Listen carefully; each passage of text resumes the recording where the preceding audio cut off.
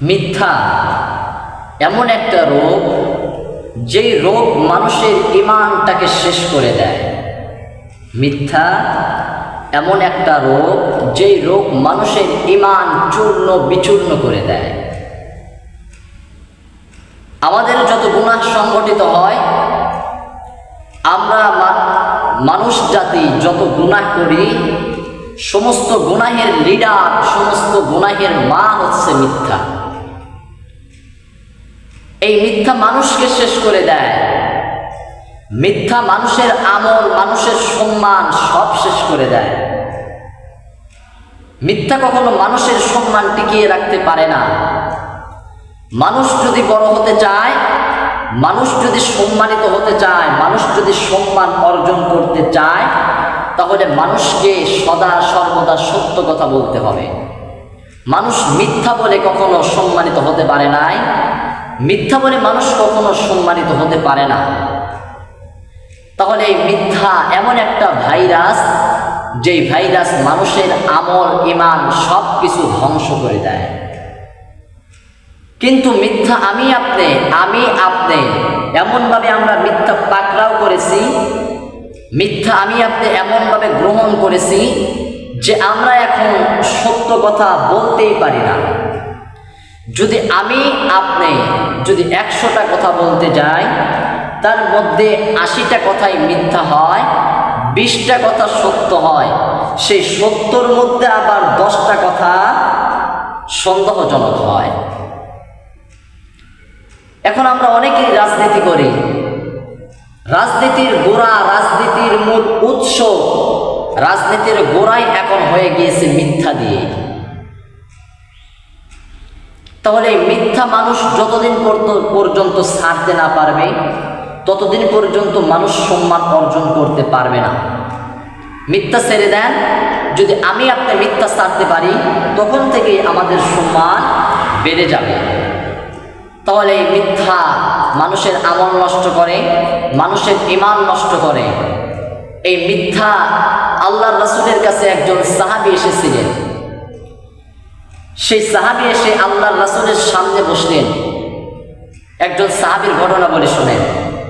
আল্লাহর রাসূলের সামনে একজন সাহাবী আসলেন। আসার পরে তার সামনে বসলেন।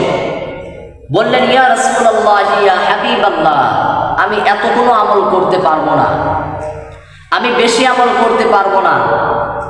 আপনি শুধু আমাকে একটা আমল শিখিয়ে দেন, যেই আমল দিয়ে আমি আল্লাহর জান্নাতে যেতে পারি, যেই আমল আমি করতে পারি, সেই আমলটা আমাকে শিখিয়ে দেন। আমার রাসূল ডাক দিয়ে বললেন, সাহাবী তুমি এসেছো। ও সাহাবী, আমি তোমাকে বেশি আমল শিক্ষা দেব না, আমি তোমাকে শুধু একটি মাত্র আমল শিক্ষা দেব। তুমি আমার সামনে বসে ওয়াদা করে যাবে, আজকে থেকে মিথ্যা কথা বলবে, আজকে থেকে মিথ্যা কথা বলবে না। সাহাবী আল্লাহর রাসূলের সামনে ওয়াদা করে গেলেন, ইয়া রাসূলুল্লাহ, ইয়া হাবিবাল্লাহ, আমি আপনার সামনে ওয়াদা করে গেলাম, যতদিন পর্যন্ত বেঁচে থাকি এই মিথ্যা কথা আমি বলবো না।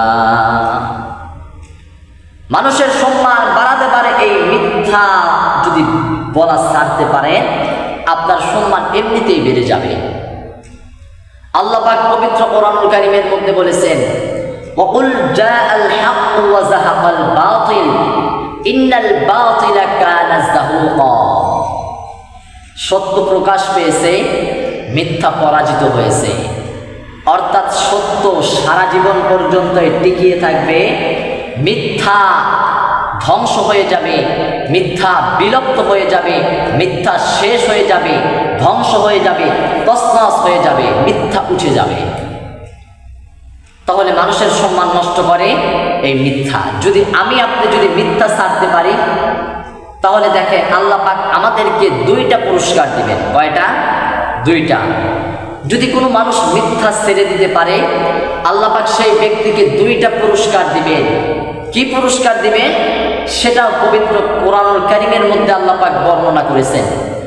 আল্লাহ পাক বলেন, ইয়া আইয়ুহাল্লাযীনা আমানুত্তাকুল্লাহা ওয়া কুলু কওলান سديدا يصلح لكم أعمالكم ويغفر لكم ذنوبكم ومن يطع الله ورسوله فقد فاز فوزا عظيما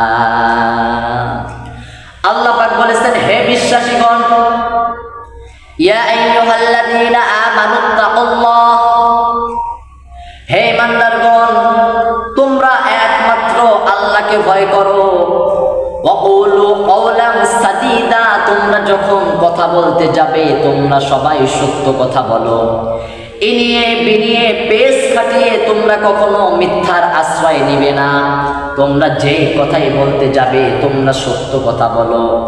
তোমাদের জবান যদি সত্য হয়ে যায়, তোমরা যদি সত্য কথা বলতে পারো, তোমাদের জবান যদি সোজা হয়ে যায়, তাহলে আমি আল্লাহ তোমাদেরকে 2টা পুরস্কার দেব।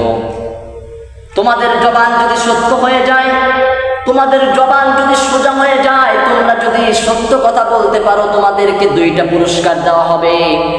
1 নাম্বার পুরস্কার হলো ইউসলিহ লাকুম আমালাকুম ওয়া ইয়াগফির লাকুম যুনুবাকুম, তোমাদের আমল আমি আল্লাহ পরিবর্তন করে দেব। তোমরা যেই আমল করেছো সেই আমলটা আমি আল্লাহ কবুল করে নেব, সেই আমলটা কবুল করে নেওয়া হবে। ওয়া ইয়াগফির লাকুম যুনুবাকুম, তোমরা জীবনে যত গুনাহ করেছো আমি আল্লাহ সমস্ত গুনাহগুলোকে নেকি দ্বারা তোমাদেরকে পরিপূর্ণ করে দেব। সুবহানাল্লাহ। সত্য কথা বলার পরিণতি হচ্ছে 2টা। 1 নাম্বার হচ্ছে নিজের আমল ইবাদত কবুল হয়।